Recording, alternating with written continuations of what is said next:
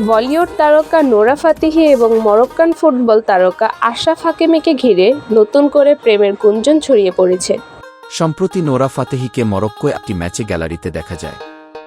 সেখানে তিনি আশরাফ হাকিমির দলকে সমর্থন করেন। এরপর থেকেই সামাজিক যোগাযোগ মাধ্যমে দুজনকে ঘিরে শুরু হয় নানা জল্পনা কল্পনার। শুধু তাই নয়, ভক্তদের দাবি, নোরা ও হাকিমি একে অপরের সোশ্যাল মিডিয়া পোস্টে নিয়মিত লাইক ও প্রতিক্রিয়া দিচ্ছেন। এসব ঘটনাকেই অনেকে তাদের ঘনিষ্ঠতার ইঙ্গিত হিসেবে দেখছেন।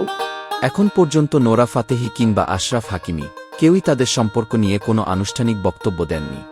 ফলে পুরো বিষয়টি এখনো শুধুই গুঞ্জন। উল্লেখ্য, নোরা ফাতেহি বলিউডের জনপ্রিয় অভিনেত্রী ও নৃত্যশিল্পী। অন্যদিকে আশরাফ হাকিমি বিশ্বের অন্যতম সেরা ডিফেন্ডার এবং মরক্কো জাতীয় দলের গুরুত্বপূর্ণ সদস্য।